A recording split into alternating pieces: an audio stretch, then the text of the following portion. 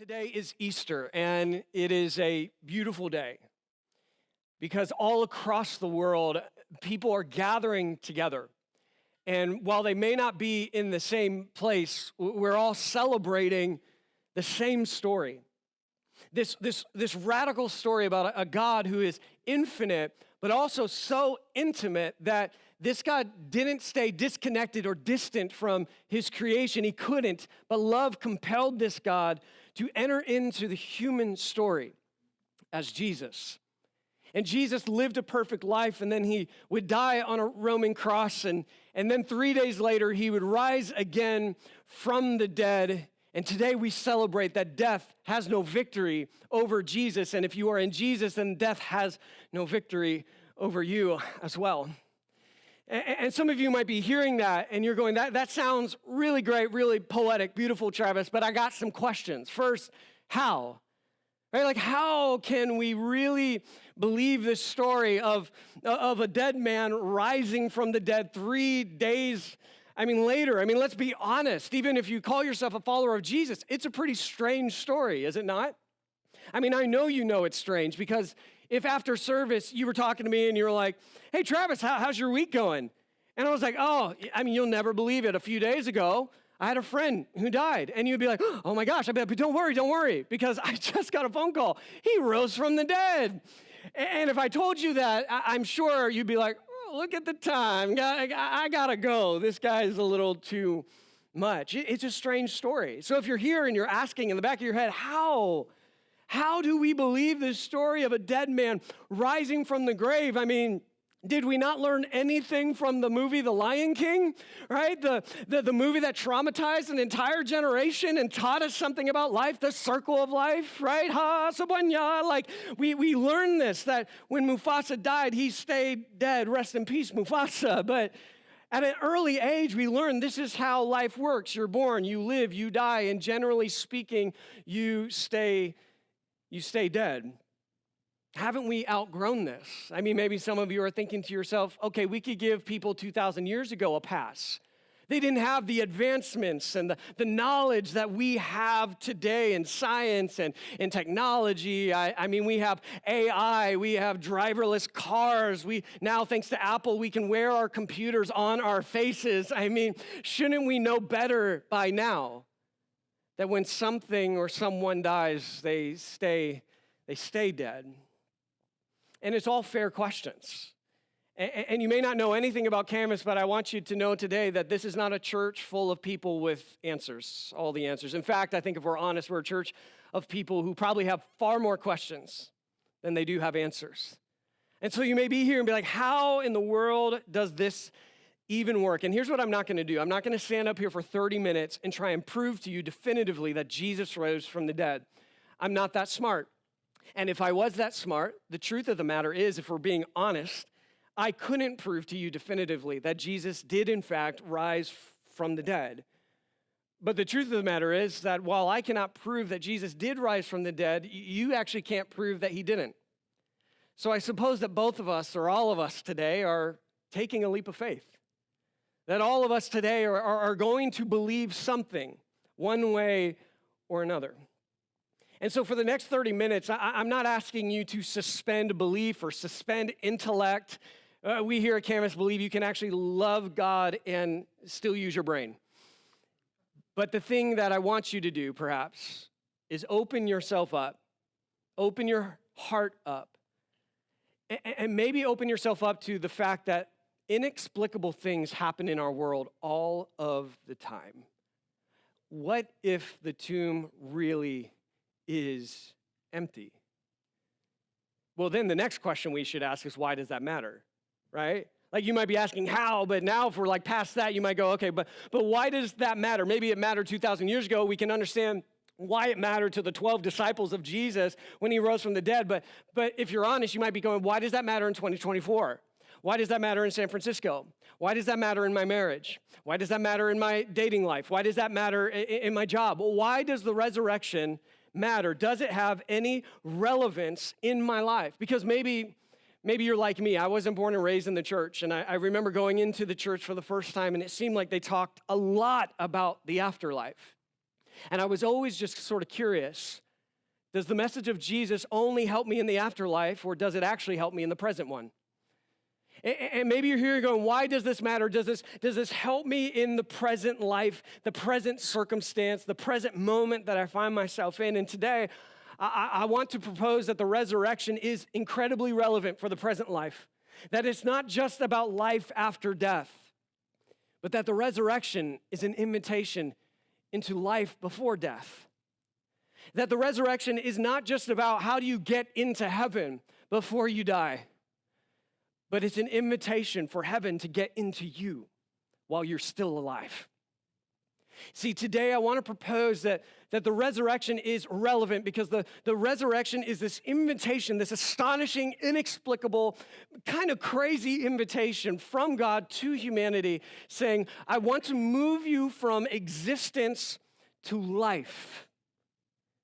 And it's an invitation for each and every one of us to join God on that wonderful journey.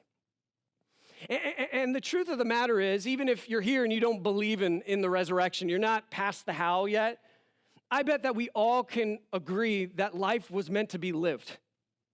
I bet that regardless of your tradition, your background, your nationality, who you vote for or don't vote for, what socioeconomic bracket you might find yourself in, what convictions you hold, I bet with all the things we have not in common, we have this in common, and that is we believe life was not meant to just be existed in, that life was meant to be lived, that we were created for a purpose, that love has a central part of what it means to be fully alive and fully human. Have you ever wondered where those sort of cravings come from? Like, how is it that all of us with such different stories, different backgrounds, we can all share a few very similar and central cravings? I call them soul cravings. I actually go a little further. I call it the phantom pains of the soul. My dad, he was an officer, and when I was a young kid, he got injured while on duty, so much so he ended up having to get his right leg amputated. And most of my childhood, I don't have a memory of a dad with two legs. I really only have a memory of a dad with one leg. And I remember early on, after he had gotten his leg amputated, he would experience this phenomenon called phantom pains. Does anybody know what phantom pains are? Some of you do, but for those of you that don't, it's strange. It's my dad could feel his leg that was no longer there because his mind remembered, even though my dad couldn't see it with his own eyes. My dad would feel Charlie horses in a calf that no longer existed because his mind remembered his calf. There were moments my dad would be sitting there and he'd start laughing randomly, and we're like, what are you laughing about, Dad? And he'd be like, it feels like someone is tickling my foot. The foot that does not exist any longer. His mind remembered it, even though he can never see it. Have you ever wondered why we all crave a world of peace, even though we've never, ever known a world of peace? Have you ever wondered why we crave a world of justice, even though we've never in our lifetime seen a world that was just like at total peace and everything was just and right? Why is it we crave a world of love even though we've never in our lifetime had a moment where everyone just loved one another? And yet there's something in us that craves something that we've never seen with our eyes. I think this is the phantom pain of the soul. Craving for something that you were created for. And the resurrection is an invitation, an astonishing invitation to live your life in a way that your life that you're living actually can match the cravings that your soul possesses. That it is possible to know peace and know hope and know love and know purpose and live your life fully alive. It is an invitation from existing to really living. And that's where we enter the scene of the resurrection in Luke chapter 24, starting in verse 1. We see this scene unfold, and it says, on the first day of the week, very early in the morning, the women took the spices they had prepared and went to the tomb because the men were still sleeping in, lazy bums. They found the stone rolled away from the tomb, but when they entered, they did not find the body of the Lord Jesus. While they were wondering about this, suddenly two men in clothes that gleamed like lightning stood beside them. In their fright, the women bowed down with their faces to the ground, but the men said to them, "Why do you look for the living among the dead? He is not here. He has risen." Have you ever been asked a dumb question before? Are you anyone married here? If you're married or have kids, you probably know what that's like. We've all been asked dumb questions before. Like, for example, maybe you lost your keys or your wallet, and you're searching high and low for it. You're flipping couch cushions over. You're moving dressers, trying to find it. And then some well-intentioned person who wants only the best for your life steps into this moment. And with the best of intentions, they ask you the dumbest of questions. Well, where did you last leave them? At no point has anyone ever been asked that question and responded with, "Oh, why didn't I think of that? Just go back to where it was last." Oh, it's mind-blowing. It's a silly question. Or maybe you stub your toe on the corner of the wall, and isn't that the worst pain ever? You stub your toe on the corner of the wall, you're writhing in pain, and your toe is a 90-degree angle right now, and you know that's not normal, and then somebody walks in, and they look at you in your worst, most vulnerable moment, and they ask this question: "Are you okay?" I mean, no one has ever been like, "I'm peachy. I just scream for no reason and cry for no reason." It's a silly question. But the question these angels ask feels like one of those, like, I'll just call it crazy, almost borderline dumb question. Why are you looking for the living among the dead? I mean, these women have been through a lot. I mean, think about it. 3 days earlier, they saw their rabbi, their teacher, their leader, the one they had placed their hope in. Maybe they weren't yet thinking he was the hope of the world, but he was the hope of their world. And they saw the hope of their world hanging on a cross, struggling to breathe. I mean, there's no doubt that those next 3 nights were probably the most difficult nights to fall asleep, because every time they would drift off into sleep, they would probably find themselves back in the nightmare, seeing the silhouette of Jesus taking his final breath on the cross. I mean, they had been through it, and then these angelic beings have the nerve to ask, as they're going to Jesus, to honor him one last time, which, by the way, they didn't go there expecting Jesus to be alive.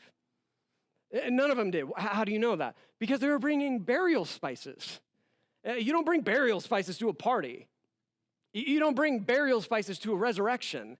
You bring burial spices because you expect when you show up, the body of Jesus is going to be there. Nobody expected no body when they came to the tomb that day. And if they did, if any of the disciples showed up and they actually believed Jesus was going to rise from the dead, they would have done what you and I would have done. They would have had party hats and poppers, and they would be there at midnight counting down on the third day. 5, 4, 3. But none of them were there. In fact, none of them could be found except this small group of women who showed up to honor Jesus one last time, and they are met with this audacious, crazy question: why are you looking for the living among the dead? I'm sure had these women not been completely terrified, they probably would have snapped back. We aren't looking for the living among the dead. We are looking for the dead among the dead. We know how life works. We know how death works. We know how cemeteries work. We're not crazy. But you need to understand, in this moment, something's shifting. Something's happening in the lives of these women and their understanding of Jesus and life and how it all worked. See, they understood in this moment that Jesus is never going to be found among the dead, because Jesus can only and will always be found among the living. The women thought they knew how life worked. They're like, "We know how death works. We know how life works. We're living. He's not." They thought they knew it all. And they were going to be surprised when they showed up to the tomb. And this reminds me, do you know what is maybe one of the hardest things in the world to do? I think one of the hardest things to do in the world is to give someone something that they think they already have. It's incredibly difficult to give someone something that they think that they already have. And I think that's part of the dilemma when it comes to our relationships with God. That we turn to God for what we need, or more accurately, we always turn to God for what we think we need. So if we need a car, we ask God for a car. If we need a husband, we ask God for a husband. If we need a wife, then we ask God for a wife. If we need a job, then we go to God, God, I really need a job. We spend the entirety of our faith journey just simply going to God, asking God for what we don't think we have. And sometimes it becomes more essential. God, I need a future. So can you give me purpose? Can you give me meaning? Or God, I have a dream. So can you help turn this dream into a reality? But what is really challenging, what almost must be frustrating for God, is that the thing that we need the most, and the thing that God wants to give us the most, we are convinced we already have. See, when Jesus came, he didn't come to give us a car. He didn't come to give you a job. And I'm so sorry, my single friends in the room, Jesus didn't come to give you a spouse either. Jesus, when he came into this world and entered the human story, he did so with one agenda, and that is to give you life. But the problem is we think that we're already alive, that we already have life. You know, we're walking around with Travis like, obviously I'm alive. I'm moving, I'm breathing, my lungs are expanding, my heart is beating, my mind is functioning, I'm aware, I'm conscious. Isn't it obvious? Isn't the evidence clear that I am a living being? But the question that this angel asks them is reframing everything for them. Why are you looking for the living among the dead? Maybe the problem is that the thing that Jesus wants to give us the most and came to give us the most, we are convinced that we already have, and so it's virtually impossible for God to give us what we need. See, we walk around, we're like, I'm already alive. So then instead of asking God for life, we just simply ask God to add ornaments onto our existence. God, would you add ornaments to my existence? Add some environmental additions to our existence. We want to make our existence more tolerable. God, would you make my existence more palatable? But I want you to know this Resurrection Sunday that Jesus did not die and rise again to make your existence more tolerable. He didn't die and rise again to make your life more palatable. Jesus is trying to move you and me and us and all of humanity from existence to life. See, I think we spend a lot of our times, maybe even in our faith journey, looking for life among the dead. We want God to make our lives more interesting while we exist. We want God to make our lives more comfortable while we exist. God, give me a spouse so at least I'm a little less lonely while I exist. God, would you give me this job so at least I kind of like the work that I do while I exist? That we're almost okay with God supplementing our existence with some experiences that at a minimum create the illusion of life, the mirage of being alive. But God doesn't want you to live your life in the mirage. Because when you find yourself in those desert, desolate moments, have you been there? Those moments where you're hungry and you're thirsty in your soul for more, for purpose, for love, for hope. The mirage doesn't serve you very well when you're in the desert. It doesn't satisfy the cravings that you have. Jesus didn't come to offer you a mirage. He came to offer you full life. He wants you to experience the reality of what it means to be fully alive. Women came to the tomb and where the dead live. And to their credit, there's something, I guess, nice about the dead, which is maybe the darkest thing I've said all week, but the dead are predictable. The dead, when you put them in a tomb, they stay, except for Jesus. Everyone else seems to stay. The dead don't argue, that there's no confusion or chaos with the dead. The most organized community in the world is a cemetery because everyone is exactly where they should be. And settling for a life of existence, instead of a life that's alive, is similar. Sure, it's not scary. It's not as unpredictable. It's maybe not as chaotic. Maybe you get hurt a little less, but what if it's also not the very life that God created you for? Because while choosing a life of existence may in fact be less scary, less unpredictable, less chaotic, it will also be less loving, less beautiful, less rewarding. It'll be less alive. Trying to find the life that God created you for while simultaneously settling for a life of existence. What does that look like? I guess it kind of looks like someone who's looking for the living among the dead.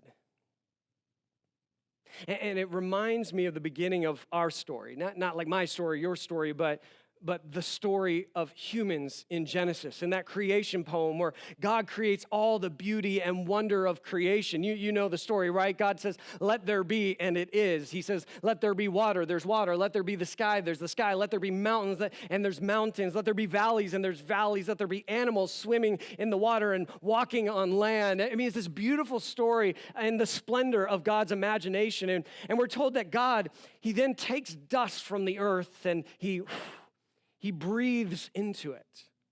And we're told that after God breathed into the dust, that he created human life.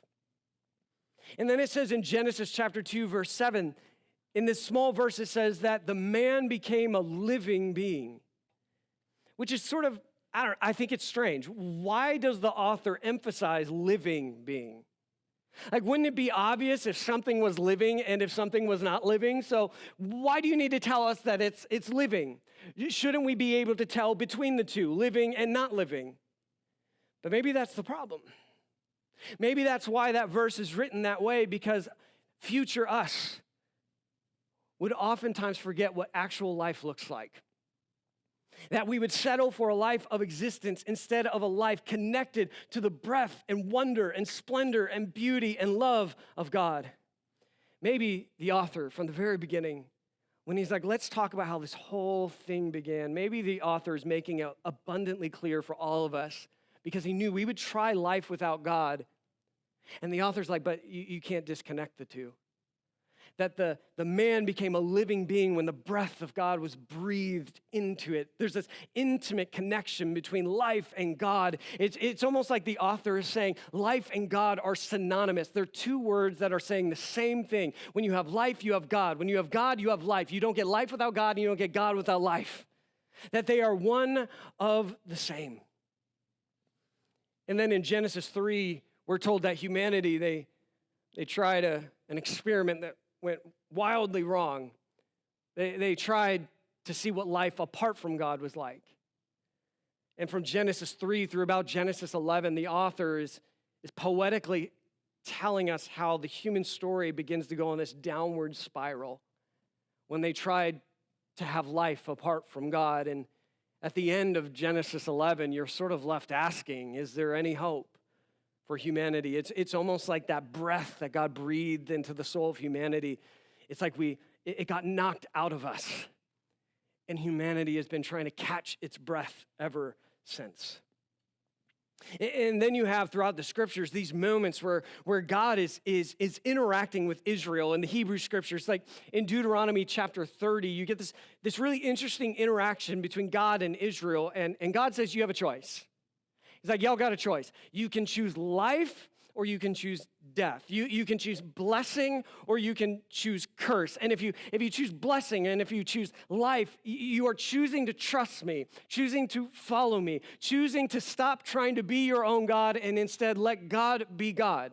And if you do that, you'll find life, you'll find blessing, you'll find hope, you'll find everything that your soul craves. But he's ultimately saying, like, the choice is up to you. And I think the challenge is for some of us is that we think like there is life and then there's death and then there's choosing God. So we can kind of have our own version of life without God, but God is constantly bringing us back to this intersection, this choice that says, no. There's no life without God because God is life and life is God. You cannot separate the two. So if you want life, you got to step into a relationship with me, because when you step into God, you're stepping into life itself. And if you're wondering, what is God's will for my life? Like, what is God's purpose for my life? So much of the time we ask that question and we're like, okay, well, I wonder what job I should do. I wonder who I should marry. And I'm not saying those questions aren't important, but can I tell you God's will for your life is bigger than your job and bigger than any marriage you may or may not have. It's bigger than where you might live. It's bigger than any passions you might pursue. What is God's will for your life? God's will is that you would go from existing to living. And God is constantly bringing us back to this intersection. Will you choose me? Will you choose life? Or will you run from life itself and choose existence instead? And this is why Jesus in John chapter 10, they're asking, why'd you come? What's your mission? And Jesus spells it out abundantly clear. In John 10, he says, I have come that they may have life and have it to the full. You know, I'm not sure the word death really works because I think when we think about the word death, we probably just think about non-existence, right? When we think of the word death, we think about the flat line in the hospital room. We think about the heart stop beating. We think about the body in the coffin going into the grave. But to Jesus, death was different. To Jesus, death wasn't about no longer having a heartbeat or going into a tomb. To Jesus, when we understand death through his observation and his perspective, to Jesus, death looks like us trying to have life without God. That to Jesus, some people die before they die because they chose a life of existence instead of life itself. To Jesus, death looks like greed. To Jesus, death looks like envy. Death looks like bitterness. Death looks like racism and injustice and prejudice. Death looks like anger and violence.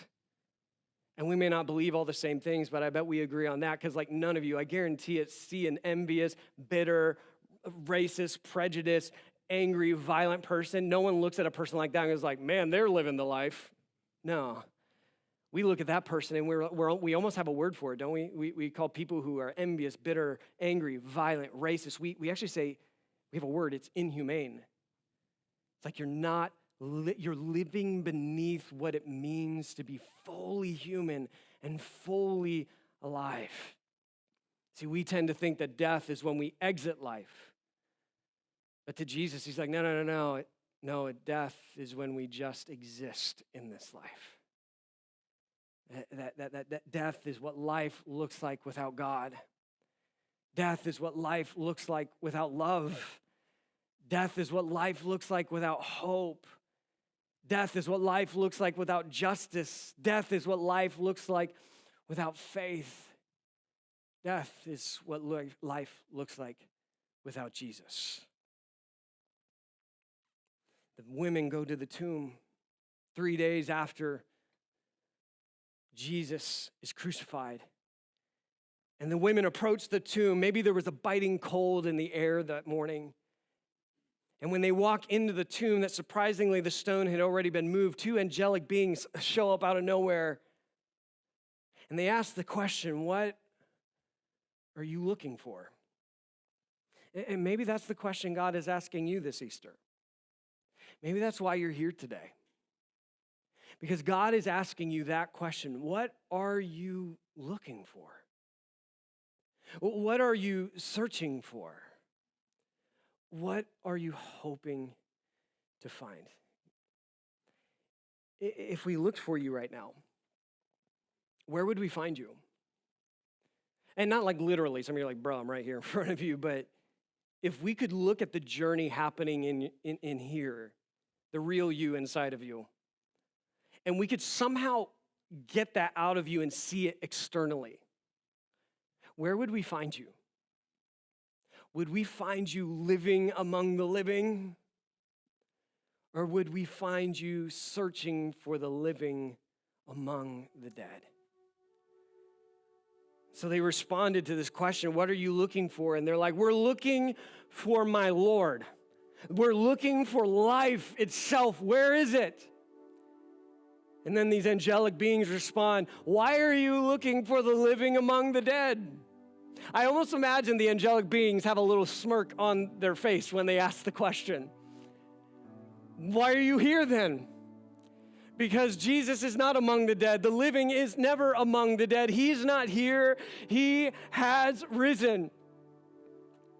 You know, from the very beginning of the movement of Jesus 2,000 years ago, when followers of Christ would try to identify one another, like who's a follower of Jesus and who's not, it might resemble a little bit what it's like in your office, at Facebook or wherever you work. I hear the stories. People are like, "You're a Christian? Oh my gosh!" Like in the early days of the movement, they had a way of determining who was a follower of Jesus and who is not. And they would ask this question, or they would say this statement. One person would say, "He is risen." And if the other person was a follower of Jesus, they would say, "He's risen indeed." Like at the heart of the movement of Jesus is that confession. He is risen. He is risen indeed. Life is here, not out there somewhere, not after you die, but here, now, in the present life, in this present moment. You do not have to exist and arrive safely at death. You can experience life while you're still alive because He is risen. And not like, I think He's risen. No, He's risen indeed. And I want you to know that when you put your trust in Jesus, when Jesus brings you to that intersection saying, will you choose life or death? Will you choose existence or life? And you say yes, you leave the life of existence. And you are now among those who are living. And that's why we're here. That's why we celebrate Easter. That is why we clap and we cheer and we get excited. Not because Jesus made bad people good or because he made imperfect people perfect. I'm still a hot mess. How about you? He didn't make irreligious people more religious. He made dead people alive people. He made people who were existing, people who are now fully alive. We celebrate because death had no power over Jesus, and in Jesus, death has no power over us. You can clap if you want, if you believe it. Because He's risen. He is risen indeed. And I want you to know that in this moment, Jesus is here and Jesus is inviting you to the choice that He has invited every human to make. And that is, will you exist? Or will you live this life fully? And if you've never made the decision to open your life to Jesus, today I want you to make a decision to cross that line of faith, to give your life to Jesus. Ask Him for freedom, ask Him for purpose, but most of all, ask Him for what He came to give you the most, and that is whole, true, full, beautiful life. And right now, if you're ready to move from death to life, from existence to life, I want to lead you in just a short one-sentence prayer. And it's not everything that you and God probably need to talk about, but it's where the conversation needs to begin. And so if you're here and you're like, Travis, my soul is craving hope, love, peace, purpose, my friend, I want you to know your life can match the cravings of your soul, that you can go from existing to living. You do not need to settle for a life that's beneath what you were created for. And if you feel that, you're like, gosh, I need to cross that line because I'm just existing and I want to live. Then can we close our eyes all over this room? Just so we can have a moment between you and God. But I want to invite you to begin the conversation with God today, to cross that line of faith today, to say, I'm done just existing. I'm done trying to find life among the dead. Today, I want to find life in Jesus, where life is to be found. And if that is you, and today you're crossing that line of faith, I want you to just say this prayer with me. Perhaps we as one church can say it together, and for some of you, it is you crossing that line of faith for the first time. It's a simple prayer. So let's close our eyes and let's pray this together if you're ready to move from existing to life. Jesus, I give you my life. Let's say it again. Jesus, I give you my life. One more time. Jesus, I give you my life. If you just prayed that prayer, I want you to know there is never going to be a moment where God will forget you or forsake you. And there will never be a day where he stops loving you, even on your worst moment. You cannot lose the love of God. And if today you prayed that prayer for the first time, you crossed that line of faith for the first time, I want you to know that all of heaven is celebrating another person who has chosen not to just exist, but to allow new life to be resurrected in them. And I want you to know that I am celebrating with you. And I want to welcome you to life itself. Welcome to the life of the living, the life Jesus died and rose again for you